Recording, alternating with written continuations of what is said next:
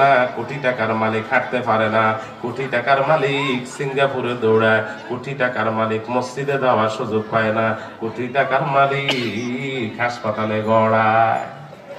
আসলে নাই বহু বাড়িওয়ালা আপনি ড্রাইভার মানুষ, আপনি বহুত সুখে আছেন, বাড়িওয়ালার দম্পতি জীবনটা সুখের নাই।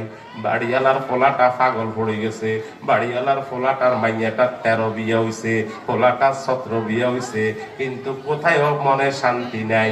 টাকা হইলে হয় না, আল্লাহর রেজামন্দি লাগে। গাড়ি বাড়ি হইলে হয় না। ও রায়ের বাজারে ব্যবসায়ী ভাইরা, এই সুযোগ আর আসবে না রে ভাই। একটা মাহফিল আয়োজন করতে অনেক টাকা খরচ, ঠিক কিনা বলেন? আপনাদের মেহমানদারির উদ্দেশ্যে আপনাদের কোরআনের কথা শুনাইবে, হাদিসের কথা শুনাইবে, বড় বড় আলেমরা এখানে বয়ান করবেন।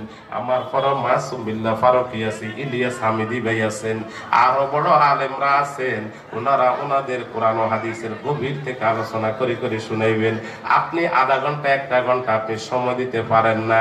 আল্লাহ আপনাকে নিঃশ্বাস নেওয়ার সুযোগ দিছে, কথা বলার সুযোগ দিছে, আপনি আল্লাহর জন্য ঘন্টা খানিক সময় ব্যয় করতে পারেন না। আপনার মতো নাফরমান আল্লাহর জমিনে নাই।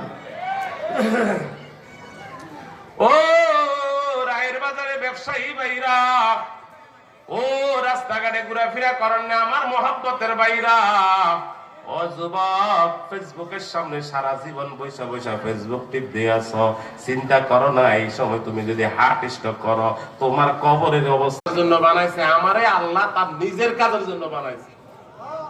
মানুষকে তার ব্যক্তিগত কাজের জন্য বানাইলো, আমারে আল্লাহ তার নিজের কাজের জন্য কি বানাইছে। তো যে আল্লাহ তার নিজের কাজের জন্য বানাইছে, শুকরিয়া আদায় করবো না কি করবো?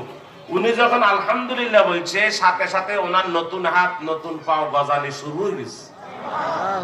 জাকি মারার লগে লগে আসমান তাই গজ ভাই যে কদ্দুর আছে এই কদ্দুর জ্বালাই দিচ্ছে। আল্লাহ তুমি হেফাজত করো। আল্লাহ কি দোকানে গুলা জ্বালাই দিলে দিতে পারেনি? এই কথা বলেন না।